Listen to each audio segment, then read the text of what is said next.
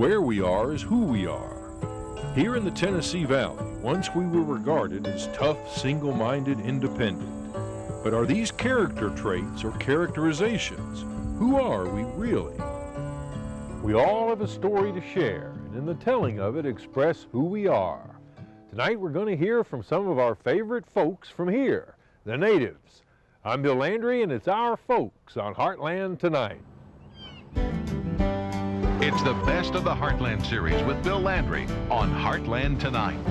Tennessee is calling, rolling hills all dressed in green. Hear the Heartland calling, like an Appalachian spring.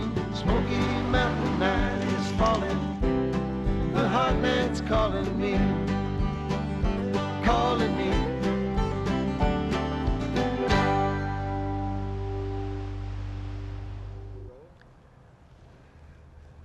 What is it that we respect and admire most in our people? Their ability to make do or do without, or their ability to talk about it? We'll find out.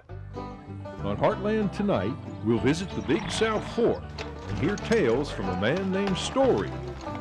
Make a white oak basket with one of the best. Tan a hide, and end with a love story that spans time. For 52 years, he led a life of service. Life is what you make it, Slim said, and Slim Dixon served many. He was a man who carried trays for a living, but he left a legacy in a community of friends fit for the passing of a king. Walter Waltus Tennyson Dixon is headed somewhere, always has been. Moving keeps his 6'4" body slim. That's what people call him. At 95, Slim Dixon has seen profound changes. Like many a person of color of his time, a life of service was his only course. Speed, a smile, and command of a tray earned him tips and fame at the classic S&W cafeteria. Born in Morristown, he has taken mean times and hard times in stride, starting with his ailing mother. Sometimes you say, well, children, I'm short of money. And y'all going to have to stay up a little later and bought them 3 dozen church this week, so we have $2.25 coming in. Young Slim took a detour a time or two, like when he sold moonshine cut with cola. Taking the white side off her, and it'd be brown, they think was bondage whiskey. And they always tell you, now when I'm about this pint from you, son, but the first thing you got to knock the top off it. And I'd have to take the first drink out of the bottle before I get there. And that's what started me drinking. He says a divine roadblock reset his life's course and returned him to East Tennessee. I went to the station and bought a ticket to go to Birmingham, and tears come out. They come in crying like a baby. I just couldn't help it. I'd have cried like after. And so I went back and I said, I just can't go to Birmingham. I said, will you give my money back for my ticket? He said, yeah. I'll wake up sometime wonder what I'd cry about. But I said, God just didn't want me to go to Birmingham. And while no force on heaven or earth could protect Slim from unjust attitudes, he refuses to be bitter. And you couldn't speak to him. You couldn't speak to a white man then unless he spoke to you. And you have to, I hold my head down like that. I said, do you need any work? Anybody work? He said, I offered you a job 2 years ago and you wouldn't take it. I said, well, things different now. He said, come on here and go to work. I said, I'm going to give you charge of the whole dining room. And he did. It don't make no sense to get mad at nobody. As long as they keep their hands on them, to themselves, you keep yours on yourself. The job turned into a 52-year career at the S&W cafeteria, a place Slim returns to today. Wow. Forgive me for what I'm doing. I'm happy.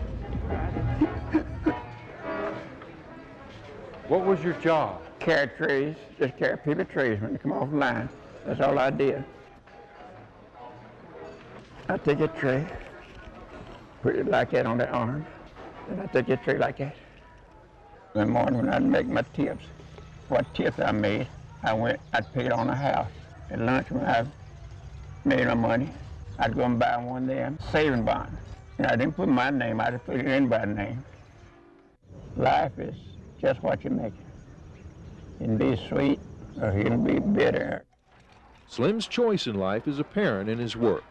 The genuine warmth greets new customers and old S&W friends in his rounds now at Ramsey's Cafeteria.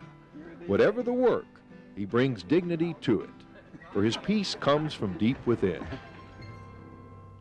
You can be sweet or you can be bitter. As beloved a man as ever called Knoxville home. Slim Dixon is gone now, but not forgotten. We'll be right back.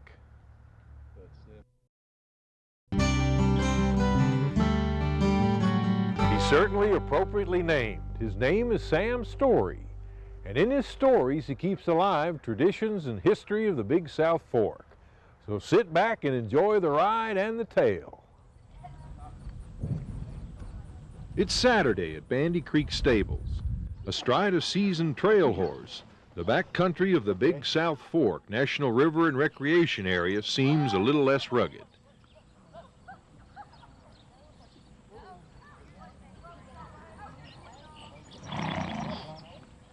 Sometimes it's as much fun to stay behind, because Sam Story might just get the Belgians Tim and Amy Joe harnessed up.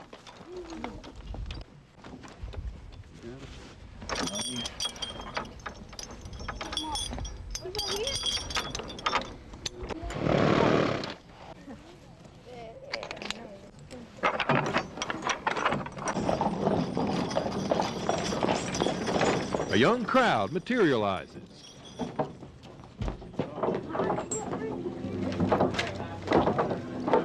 No wonder.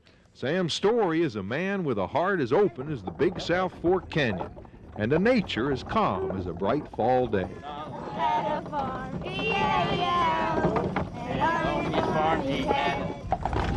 Boys, can we get right between you there? Go right between them trucks. I sure would appreciate that.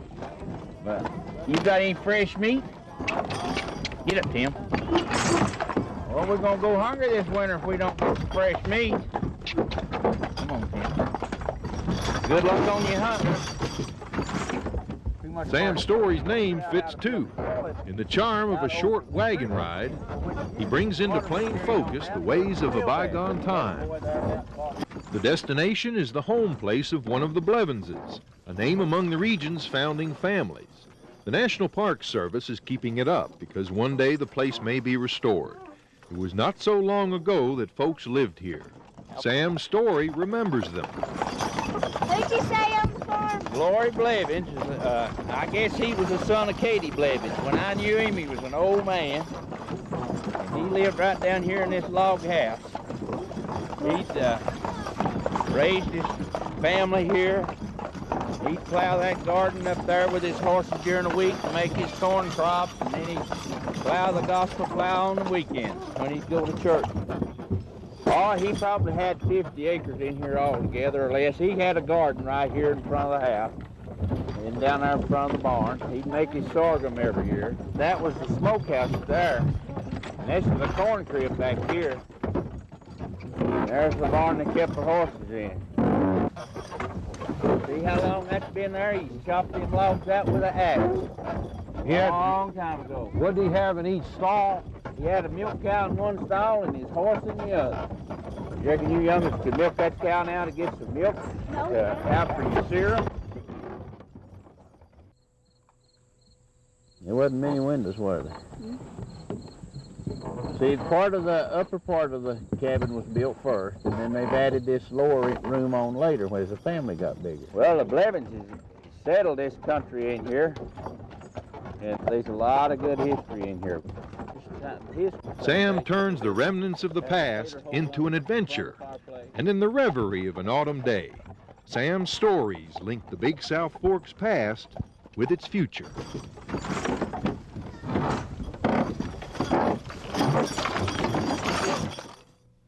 We met him way up toward the headwaters of the Clinch River near the Virginia-Tennessee line.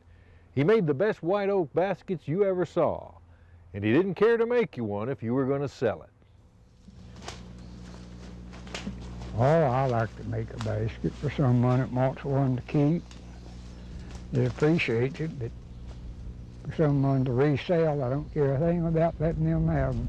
Jesse Jones is as sure of his opinions as he is about how to make his old-time white oak baskets. Good wood and taking pains with them, trying to do your work right, not being in a big hurry. You take a lot of pains with yours? I try to make a decent basket. In fact, Jesse's baskets are renowned throughout the country. His modesty is born of a confidence that comes from 81 years of living in the same place, Clinchport, on the upper Clinch River in southwestern Virginia. He is sure of his world and of his place in it. Do people call you an artist? I don't know what they call me. It's hard to tell when they don't ain't talking in my face. Truth is, Jesse rarely hears praises because visitors are rarer still in his isolated neck of the woods. That leaves him more time to work on his baskets. That's the hardest part in making a basket. What is? Working your wood out. These splits, if they ever get them made. Except for nails, all of the materials in Jesse's baskets he makes personally. Not many craftsmen can make that claim. Some fellows asked me where I order my stuff from. I said I go to the woods and carry it out. There is a responsibility to his craft that Jesse doesn't take lightly. He never starts a basket he doesn't finish. If I ain't notion making one, I don't commence it. You don't commence in a hurry on a basket.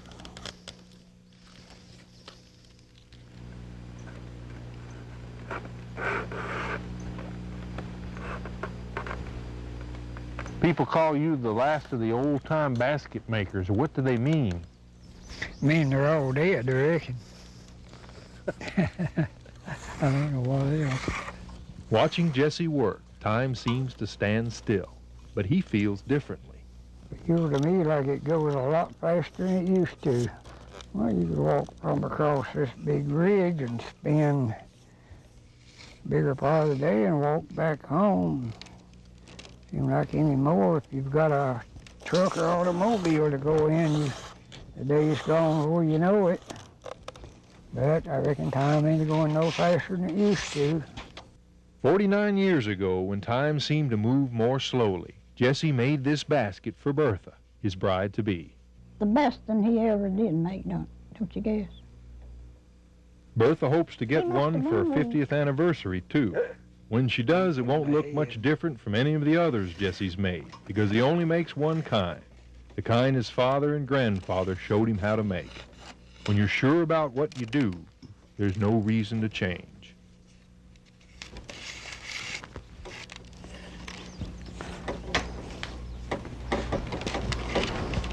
I think the old-time egg basket's a little bit rough. Show that they're wood. I just like them a little better than I do that fancy stuff. Probably would be here when your children was old people. Take a little pains with their basket, make something worthwhile. The lesson here is to take a little pains with a thing and make it worthwhile. Good advice to carry on down the road. Heartland Tonight will be right back.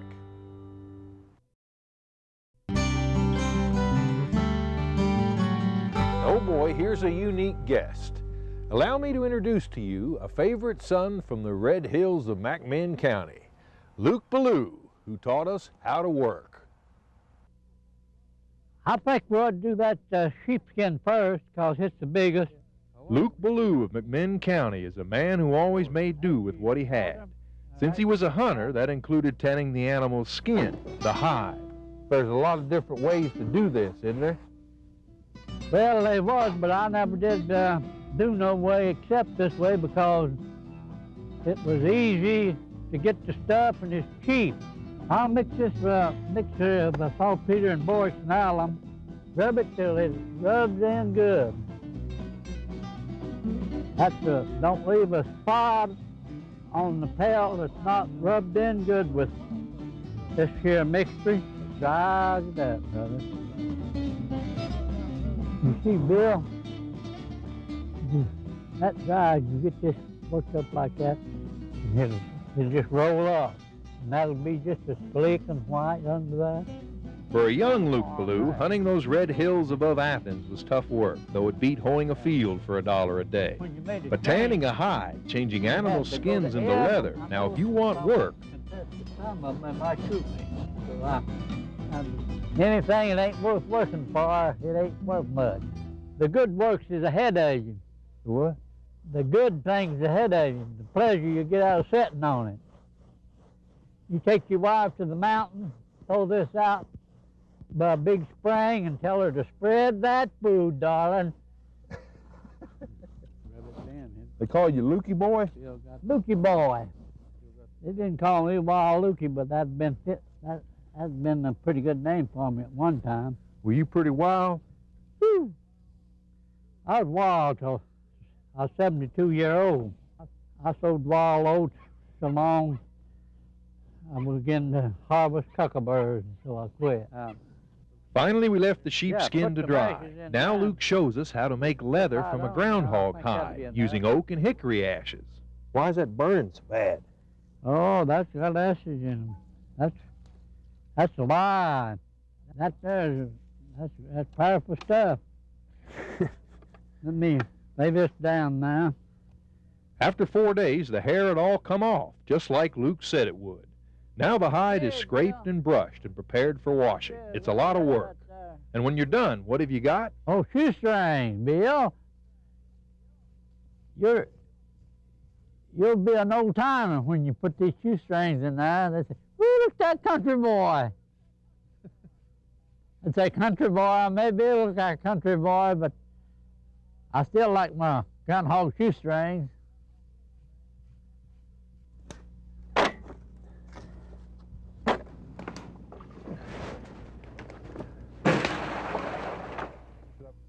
Making do with what you had. From it, you got shoes, harness leather, straps, reins, banjo heads, and shoestrings. And what's the value of shoestrings, you say? Luke says their worth is not measured by whether or not they keep your shoes tied. This hard work, Lukey. That's all you're made for. That's what you're put here for, to work. Knowing how to do a thing is worth a lot whether you do it or not. 101-year-old Sher Jennings and the tale of a snake the size of a stovepipe when Heartland Tonight returns.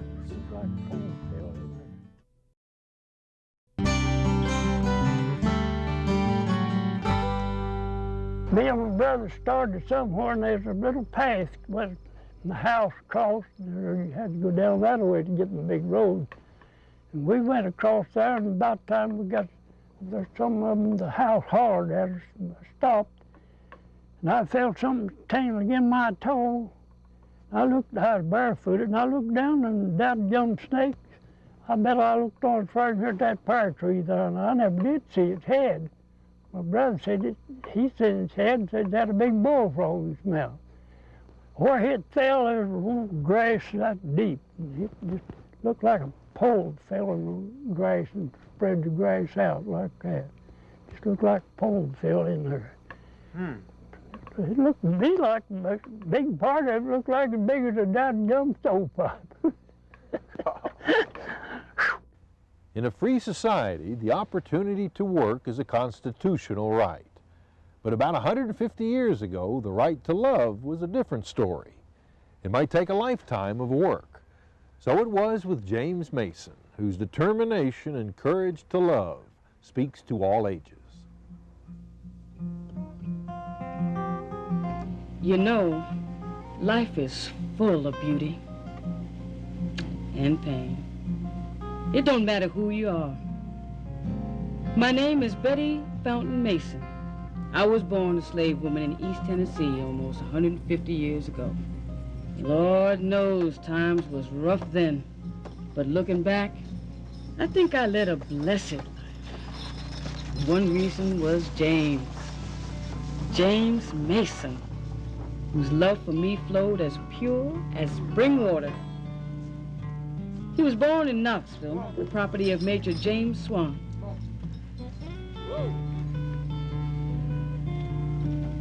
Major Swan owned lots of slaves, but he always took a liking to James. And so did I. We fell for each other quicker than lightning.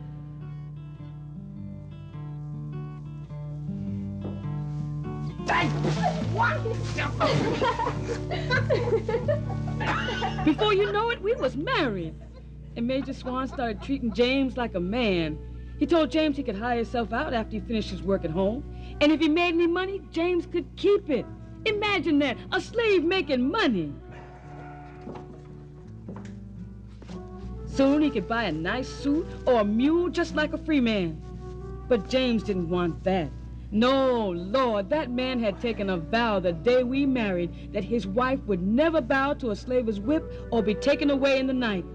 Every penny, every hour, every drop of sweat was to buy my freedom. Man, what you work so hard for. Giving yourself for a woman? Giving yourself like that for anybody must be crazy.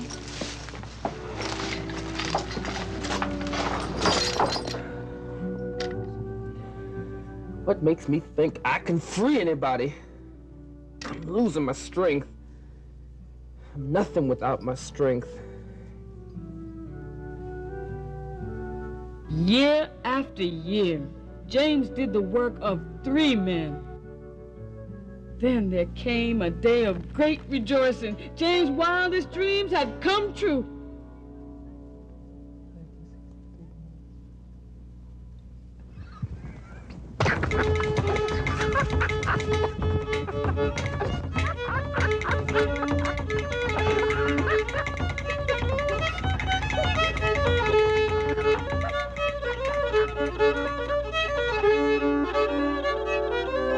It seemed like blessings poured down from the heavens. We was both free.